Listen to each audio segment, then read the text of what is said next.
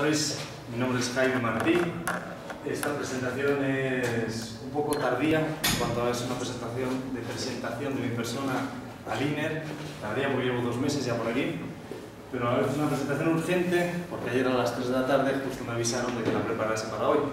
Entonces es una especie de pastiche, de remix de varias presentaciones para poder contarles hoy este tema.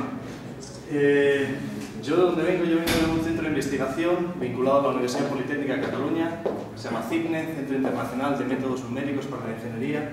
En verdad es un centro de investigación dedicado a simulación numérica, son modelos matemáticos. Ahí yo empecé en el mundo de eficiencia energética en edificios, ya venía de antes, el doctorado también lo hice en ese mundo de eficiencia energética en edificios, pero me he terminado pasando al mundo del biogás. Al principio era un hobby y se ha convertido al final en mi trabajo. La principal experiencia la he tenido en Bolivia, los últimos 5 años estuve allí desarrollando biodigestores y lo que quiero es un poquito ponerles al día de en qué andan los biodigestores a nivel Latinoamérica y centrándonos un poco en la parte andina y cuáles serían un poco las ideas que nos gustaría poder desarrollar aquí. Yo hablo muy rápido, voy muy rápido con las presentaciones, así que al final me hacen las preguntas de todo que no me hayan entendido por lo rápido que hablo. Yo, cuando hablo de biodigestores, no hablo de cualquier biodigestor, hay muchas tecnologías. Yo siempre hablo de biodigestores de bajo costo. Los biodigestores de bajo costo no son estos son los biodigestores de alto costo. Estos son unos biodigestores instalados en Inglaterra para tratar la fracción orgánica de los residuos sólidos urbanos. Yo no hablo de esto, yo hablo de biodigestores que no requieran ni mezcla mecánica, ni tampoco requieran calefacción activa. Que no haga falta tener un intercambiador, ni estar calentando los biodigestores, ni tampoco tener motores agitando el interior. Lo que hacemos es usar el entorno para poder calefactar y para poder mover el lodo dentro de los biodigestores. ¿Qué es un biodigestor? Vayamos por partes. Este es el biodigestor más expandido por el mundo. Hay más de 60 millones de biodigestores como este instalados, o como este parecidos. Simplemente estos equivalen a un estómago artificial donde puede entrar el estiércol, pueden entrar también los desechos de las letrinas, y aquí dentro hay una cámara enterrada donde el estiércol mezclado con agua, ese estiércol lleva bacterias, las bacterias siguen digiriendo el estiércol y producen gas metano. Lo que no se transforma en gas metano, que es un gas combustible, se transforma en fertilizante y se suele llamar biol. O sea, todo esto que va saliendo por aquí es un biol que es aplicable directamente a los cultivos. ¿Vale? Este es el sistema más común, ya os digo, debe haber unos 60 millones en todo el mundo, 50 millones de ellos están en China. Es un sistema muy artesanal, hay que cavar un hoyo, empezar a hacer todo, levantar toda una cúpula en ladrillo. No cualquiera sabe levantar estas cúpulas, hay que capacitar a la gente para saberlo hacer. Duran mucho tiempo, hasta 20 años, no ocupan espacio porque quedan totalmente enterrados y se puede hacer de todo tipo de tamaños. Bueno, lo máximo se tiende a hacer es hasta 25 metros cúbicos. Decir que hay muchos de estos significa, miren números, programas nacionales en diferentes países del sudeste asiático. En Nepal, desde el año 92, llevan 270.000 biodigestores instalados. En Bangladesh, desde el año 2006, 25.000. Aquí el último, el más reciente, es Indonesia, en el año 2009, 8.000 biodigestores. Miren también el tanto por ciento es cuántos biodigestores están funcionando a día de hoy. Llegan a índices muy altos, 90%, 85%, 95% de biodigestores. Es el número grande que hemos visto arriba, 20.000 o por lo que sea, cuántos de ellos están en funcionamiento. Pero aquí la clave son los chinos. Llevan 40 millones de biodigestores instalados para el año 2010. En India, en total llevan más de 10 millones de biodigestores también instalados. Esos son los biodigestores a nivel familiar. Si sumamos la cantidad de biodigestores a nivel familiar, la cantidad de estiércol que están tratando y convirtiéndolo en biogás, por mucho ganan a los miles de biodigestores industriales que sobre todo hay en Europa, ¿no? Alemania es el país que tiene mayor número de biodigestores industriales, Suecia también está avanzando. Pero ¿cuál es la situación en Latinoamérica? En Latinoamérica, en todos los países empezó a hacer también este tipo de biodigestores, como lo que hemos visto en los años 70, 80, pero en casi todos los países fue un fracaso. A los pocos años están todos los biodigestores abandonados, no hubo continuidad, no se transfirió la tecnología y principalmente era un problema de enfoque social. Si estos biodigestores han funcionado en Asia, ¿por qué aquí no funcionaban? es un tema de costes, es un tema de cómo hacer los proyectos, es un tema de cómo dar seguimiento a las familias. Cuando enfrentamos proyectos en el área rural, o en el área urbana, este tipo de proyectos, un 20% es la parte técnica, un 80% es la parte social. Tú puedes tener la mejor tecnología validada, funcionando, pero si no has considerado la parte técnica, o sea, la parte social, se te augura un fracaso estrepitoso. Y eso es lo que ha pasado con estos proyectos entre los años 70 y 80. En Arequipa todavía se siguen haciendo esos biodigestores enterrados. Como ven, quedan enterrados y arriba ya no se ve nada. Yo he visto camiones aparcados encima de esos biodigestores, de esas cúpulas. Pero solo es Arequipa, que la zona del sur de Perú, donde se han mantenido ese tipo de biodigestores. Lo que aporta Latinoamérica al mundo es unos biodigestores nuevos que se desarrollaron en los años 80, que se llaman biodigestores tubulares plásticos de bajo costo. ¿De dónde viene esto? Esto es una historia que empieza por un señor inglés que se llama Thomas Preston. El doctor Preston empezó en los años 70 en República Dominicana a trabajar con los biodigestores clásicos que es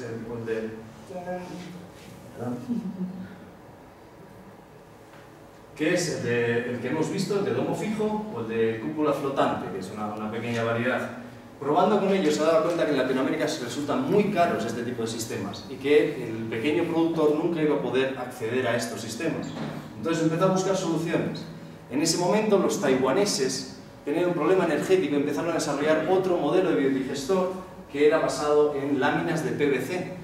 El Thomas Preston probó también en el año 81 este tipo de biodigestores de láminas de PVC, pero también resultaba muy caro. Thomas Preston en Australia en el año 83 mejora el sistema taiwanés y lo hace con láminas, pero aún así resultaba también muy caro.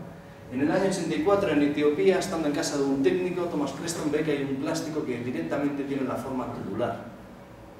Ese era el plástico del invernadero. El plástico del invernadero clásico que ustedes ven en cualquier lugar se fabrica de forma tubular, tiene forma de manga. Por lo tanto, si amarramos a cada lado esa manga, ya tenemos un estómago.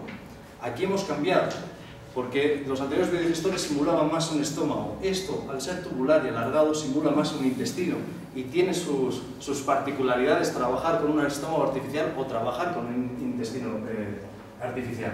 Esto es como queda, finalmente. Es el mismo sistema que hemos visto antes, entra por aquí el estiércol mezclado con agua, esto es una cámara por donde no puede entrar ni escapar, no puede entrar el aire exterior ni escapar el gas que se genera. El gas que se genera se acumula en la parte de arriba y lo sacas por tubería. Está a nivel, por lo tanto, tanto cargas allí, termina rebalsando por aquí material que ya ha sido trabajado por las bacterias y que ya se convierte en fertilizante. ¿Vale? Como ven, las tuberías están inclinadas para hacer un efecto sifón, de tal manera que el gas no pueda escapar al exterior, el gas que acumulamos, y tampoco pueda entrar el aire al interior. El trabajo de estas bacterias se hace sin aire. Son las bacterias que ya están dentro de nuestros estómagos, de cualquier animal, y son las que en parte digieren todo el sustrato. También son las responsables de eso que se llaman gases o peditos que nos tiramos todos. Aquí lo que estamos haciendo es simplemente estamos recuperando esos pedos dentro de una bolsa de forma artificial. ¿Vale? Decir que ese biodigestor, el clásico que se desarrolló en los años 80, en el año 87 en Colombia, es cuando se hace el primer manual, también el señor Thomas Preston junto con Raúl Botero, ese modelo lo podemos encontrar aquí en Bolivia, hoy aquí en Ecuador, absolutamente idéntico a como se hacía en el año 87. Esto parece un parque jurásico, Ecuador, porque conservamos tecnologías que ya nadie más ha vuelto a instalar. Se conservan tecnologías que son de los años 80 y 90 y no han modificado ni un ápice la tecnología. Esto es en la provincia del Oro, cerca de la sierra, yendo hacia la cordillera, desde Machala, y ese es el modelo de biodigestores. Como ves, el plástico de invernadero con sus tuberías, sus salidas, aquí ya está inflado de gas, y este es un productor que cocina todos los días con el gas producido por el estiércol de sus chanchos, ¿no? Este es Gerardo Parra, que es un ecuatoriano, que es el que sabe instalar estos sistemas, y este es el productor. De ahí se hacen algunas variaciones, se llama modelo CIPAF. Esto también es en los años 80 y también encontramos estos modelos, estas pequeñas variaciones, también las encontramos aquí en Ecuador. Ya no se hacen en ningún lugar, ni siquiera en Colombia, pero aquí en Ecuador se siguen instalando. Este es un biodigestor en Cuenca, pero la clave no está en Cuenca, la clave está en Intac. El valle de Intac es el valle que empieza a instalar esos modelos de tubulares en los años 80, bueno, ellos empezaron en el año 2002 y no han cambiado el proceso en todo este tiempo. Siguen instalando los biodigestores antiguos que llamamos. Y a partir de ahí, en el año 99, hay mejoras también con Thomas Preston, Emiliano Rodríguez, en el sistema de construcción de los biodigestores, Y en el año 2003 en Bolivia lo que conseguimos es hacer que estos biodigestores, que siempre estaban pensados para trópico, porque las bacterias requieren de cierta temperatura y en el trópico se te dan las condiciones. Entonces en Bolivia conseguimos cómo llevar este biodigestor a climas fríos, sin usar calefacción activa. Simplemente usamos unos invernaderos con muros de adobe, aquí se ve el biodigestor que está dentro de ese muro de adobe y nos funcionó. Hemos llevado biodigestores por encima de los 4.000 metros de altura o con noches de 20 bajo cero y los hemos hecho funcionar. Y una vuelta para atrás, de alguna manera, es en el año 2006 que Perú empieza a hacer otra vez estos biodigestores tubulares, pero vuelve a usar el PVC antiguo que Thomas Preston había considerado que no era bueno en los años 80. Entonces es una vuelta atrás, pero de alguna forma también implica la industrialización de los sistemas de biodigestores. ¿Qué nos encontramos? Que en todos los años, en todos los países en los años 80 se instalaron biodigestores de estos de domo fijo, en todos los casos casi siempre fallaron. En los años 80 también entran los biodigestores tubulares y también hay muchos fracasos. Lo que nos damos cuenta es que los fracasos no dependen de la tecnología, sino dependen de la estrategia social que se lleve a cabo. La estrategia social que tienen en África o en Asia es buena y por eso tienes tanto éxito en apropiación de la tecnología. Aquí se ha querido ir muy rápido, muy a lo fácil, a la foto, a instalar, a hacer la foto e irnos, y en verdad hace falta mucho más trabajo social para hacer la apropiación de los biodigestores. Y a partir de los años 2000 lo que hemos hecho es nuevos desarrollos, como adaptarnos al clima frío y volver a materiales más duraderos como el PVC. Ahora en que andamos, en esta segunda década de los años 2000, ya estamos con mucha investigación y desarrollo. Se están dando programas nacionales de biogás en Latinoamérica. Nicaragua ya tiene uno en marcha para instalar 6.000 biodigestores. Bolivia acaba de empezar hace 20 días. Y se está ampliando mucho la oferta tecnológica. Cada vez hay más empresas que ofrecen biodigestores para poder vender a los usuarios, ¿no? Una fortaleza que tenemos en Latinoamérica es que tenemos la red BioLab, que significa la red de biodigestores de Latinoamérica y Caribe. Esta se reunió la primera vez en el año 2009 en Perú y a partir de ahí cada año se ha ido reuniendo, haciendo un congreso internacional en diferentes países. Este año nos toca en Colombia, va a ser en noviembre. ¿Quiénes estamos dentro de la red BioLab? Tenemos de todo, tenemos usuarios, asociaciones de productores de algo que usan biodigestores, ONGs, centros de investigación, universidades, algunas empresas, y siempre conseguimos que venga alguien de gobiernos para enterarse de la situación de los biodigestores a nivel latinoamericano.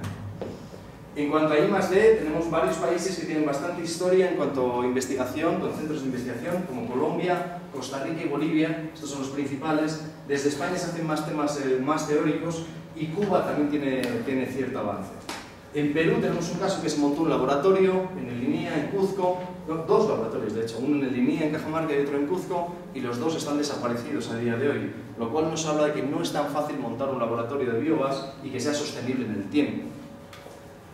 Tenemos riesgo, cuando hacemos estos laboratorios, de dedicarnos a investigar solo con un enfoque académico, un enfoque solo de papers, de publicaciones científicas. Y eso nos empieza a alejar de la sociedad y empezamos a alejar de la tecnología, de la propia sociedad y de los usuarios finales. Eso es uno de los riesgos. Cuando somos tantos y hacemos redes, y en esas redes consideramos a la gente, a los usuarios, a las ONGs, a los gobiernos, eso nos vuelve a acercar a los investigadores a hacer tecnología que realmente resuelva problemas de la gente que la va a usar. Y no dedicarnos a hacer complicaciones o sofisticaciones tecnológicas por maravillosos papers que podemos sacar de ahí. Este es el laboratorio de la Universidad Earth en Costa Rica, es uno de los de referencia, son de los primeros que consiguieron publicar papers con esta tecnología tan sencilla. Nosotros éramos los hermanitos pobres en el mundo de los biodigestores y no estábamos bien vistos a la hora de publicar. La Universidad Earth es la primera que consigue publicar en revistas de impacto. No solo se dedican al tema de investigación, también tienen mucho contacto con las comunidades y eso les da un feedback para poder seguir planteando qué líneas de investigación tomar. Serán aquellas que planteen los propios productores. La universidad esta fundación, UTA, que es la Universidad Tropical de Colombia, también ha hecho varios aportes, mucho sobre todo en el tema del uso del fertilizante. Ha desarrollado metodologías para evaluar el fertilizante, también tienen mucho contacto con la comunidad, trabajan de tú a tú con la comunidad como centro de investigación.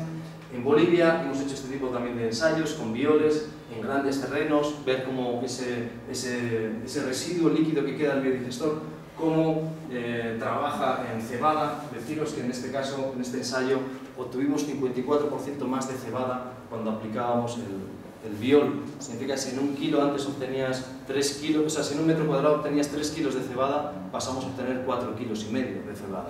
Y esto con un material que es el desecho de haber producido biogás, ¿vale? Entonces tiene mucho potencial. Este es el laboratorio de Bolivia, tenemos 10 biodigestores, como ven son de los adaptados a clima frío. El laboratorio está a 3.885 metros de altura. Hemos hecho varias pruebas, ya han salido varios papers, tenemos 4 papers. Hemos probado varios tipos de biodigestores, los estamos ensayando. Aquí dentro hay diferentes biodigestores, uno mexicano, otro peruano, otro boliviano. También hemos instalado los típicos biodigestores de Asia. Nos ha costado mucho, no era fácil de encontrar a alguien que te sepa hacer un domo de estas características, y los estamos probando. Nosotros también no estamos alejados de la sociedad, hemos formado un consorcio de investigación en el que están 2 universidades, la española, la boliviana, y hay 3 ONGs. Y las 3 ONGs, una nos da contacto con los productores aymaras, otra con los productores quechuas, y otra nos pone en contacto con los cafetaleros y la gente más que tiene ciertos procesos industriales artesanales. Ahora, en los últimos años, han formado nuevos grupos de investigación en estas áreas, con biodigestores tubulares, Honduras, México y Argentina, y por llegar lo que queremos, parece que Paraguay está avanzando, Ecuador, desde aquí, desde el INER, es lo que quisiéramos hacer, y en Perú hay una intención de volver a retomar hacer un laboratorio de este tipo.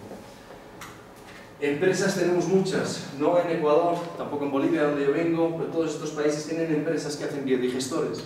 Y cada una tiene sus particularidades. Hay que tener cuidado con las empresas porque solo atienden a la parte rentable de la sociedad. No todo el mundo es rentable para una empresa. Tenemos un montón de productores, pequeños productores no rentables que quedan fuera del mercado. Basarse en una lógica de mercado está bien porque incentiva, pero no podemos hacer una sociedad de mercado, tendrá que ser una sociedad con mercado. Y ese es el problema de estas empresas, que solo van a la parte que le van a poder sacar rendimiento. Lo bueno de estas empresas es que nos van a dar garantía, calidad, nos trabajan mayores dimensiones, pero no nos tenemos que olvidar de otro tipo de empresa. Esta es la grande, que fabrica estos biodigestores prefabricados. Tenemos en varios países empresas que hacen esto. Pero existen estas otras microempresas. Es gente que sabe instalar biodigestores y que va ofreciendo sus servicios instalando. Tenemos muchos casos en Ecuador. Esta gente es de INTA, que son de Ecuador, son 3 instaladores. Pedro Isauro Bolaños y Robinson Guachajmira. Gerardo Parra en la zona de Machala. También tenemos gente en Bolivia, gente en Costa Rica. Estos son los que de verdad sí van a dar acceso a la tecnología al pequeño productor empobrecido. Las grandes empresas difícilmente atenderán al pequeño productor empobrecido. Y ahora, ya que me estoy a cabo, les voy a hacer un pequeño repaso de la historia, que así por fotos, muy rápido, de cómo ha sido el trabajo que hemos hecho en Bolivia, ¿no? Empezamos en los trópicos trabajando con familias, que es lo más fácil trabajar en trópico por el tema del calor. De ahí nos pasamos a los valles, donde ya había que hacer biodigestores un poquito más grandes para darle más tiempo a las bacterias que están medio dormidas por el frío, para que puedan trabajar y producirnos el biogás y el biol. Y ahí alcanzamos el altiplano, 3.800 metros de altura, noches de 13, 15, 16 bajo cero, y hicimos funcionar los biodigestores. Los biodigestores siempre van metidos dentro de un invernadero, hechos con muros de adobe y con una carpa solar en la parte de arriba. Esto es lo que se ve ahí dentro, ¿no? También trabajamos con medianos productores, gente que ya no necesitaba subsidio, gente que podía pagar su propio biodigestor. En este caso es un productor de 100 chanchos metido ya en área urbana, tiene problemas de olores. Su interés no es el biogás, su interés no es el biol, sino quitar los olores de todo el estiércol que producen sus 100 chanchos. Entonces, los biodigestores, al meter el estiércol dentro, están capturando esos olores. También los transforman en biogás, pero capturan el olor. Entonces, eso es una forma de saneamiento. En verdad, este señor lo que tiene son 2 biodigestores en serie. Fue la primera vez que empezamos a jugar con 2 biodigestores conectados. A partir de ahí hemos seguido jugando con biodigestores conectados y ya nos hemos ido a sistemas más grandes, gente que tiene 10 vacas y 100 cerdos. Si ven, es un sistema casi de zigzag, de 3 biodigestores, que ya empieza a asimilarse más a lo que es un intestino, ¿vale? También hemos hecho biodigestores grandes. Este es un biodigestor de 1000 metros cúbicos. La piscina ya es bastante grande y con algunas innovaciones para hacer ese sistema de intestino interior lo hemos hecho con unas mamparas para obligar al lodo a que realmente recorra toda la piscina y no tener puntos muertos en estas piscinas. Este soy yo subido a la cúpula, porque se puede subir uno encima de ella sustentado solo por el gas teniendo abajo 1000 metros cúbicos de mierda de cerdo. Hemos trabajado también en mataderos extraños, como son mataderos de llamas. Yo sé que no hay muchos en el mundo, pero los hay. Hemos podido trabajar también con ellos. Esto es clima frío. Aquí se fijan, hasta pintaron de negro el invernadero para capturarle más calor. Hemos trabajado también en mataderos en valles. Este es un ensayo que hicimos durante un año en un matadero en Cochabamba. Mataban 400 vacas al día y nos pedían darles una solución. De aquí ya está saliendo también un paper. Hemos trabajado también en mataderos extraños, como el matadero de un zoológico. En un zoológico, casi todos los zoológicos tienen un camal porque tienen que dar de comer a las fieras. En este caso es el Zoológico de La Paz, también a 3.600 metros de altura, y matan todos los días 3 burros para poder alimentar a las fieras del zoológico, y todo el rumen, todo lo que sale de la panza de los burros se mete a estos 2 biodigestores que tienen aquí. Estamos jugando, porque esto es realmente un juego, a diseñar un nuevo modelo de biodigestor para tratar basuras orgánicas. Esto es basura que viene de un mercado, 100 kilos al día de basura, poderlos tratar por un biodigestor con bastantes innovaciones que no me voy a meter a explicar, si es el caso. Nos hemos metido al tema de saneamiento básico. La primera experiencia que tuvimos fue en un cuartel de 400 soldados. Tenían un saneamiento obsoleto y les instalamos un biodigestor de 70 metros cúbicos con el cual podían producir biogás y desplazaron el consumo de leña para el cuartel en un 60%. O sea, el biogás generado aquí era capaz de darle el 60% del requerimiento energético. Tener en cuenta que es muy fácil trabajar con cuarteles porque el sistema es, los soldaditos van a comer, terminan de comer y todo el mundo por obligación pasa por el baño porque necesitamos gas para mañana. ¿Bien? Entonces así el día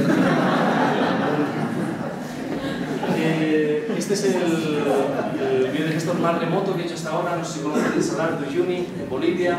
Es un sitio bastante impresionante, pero en la zona sur, que es totalmente abandonada y deshabitado, tenemos justo el proyecto de geotermia allí en Bolivia, donde se van a instalar 50 megas geotérmicos. Esta es la Laguna Colorada, el campamento geotérmico, el campamento de trabajo está ahí, y tenían un sistema también obsoleto de saneamiento básico. Este lugar es muy extremo, ¿vale? Se llama Laguna Colorada, como pueden ver la foto la tomé yo, realmente es colorada, lo producen unas algas.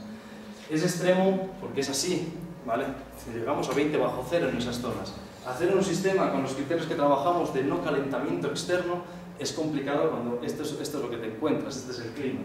Bueno, lo hemos hecho, usamos varios biodigestores, un invernadero cubriendo todos los biodigestores, un humedal, y pudimos trabajar. Este es el invernadero, muros de adobe, como lo ven, los biodigestores se han instalado, hemos usado aislamiento, espuma flex, lo que se llama aquí, para poder retener más el calor, y así han quedado instalados los biodigestores que tratan el agua residual de 80 personas.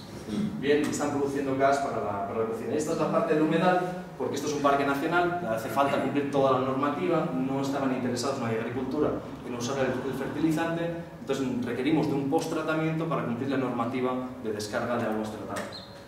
Hemos ido a lugares remotos, poblaciones indígenas aisladas, no tan aisladas, pero alejadas, y también nos hemos dedicado a hacer temas de saneamiento básico.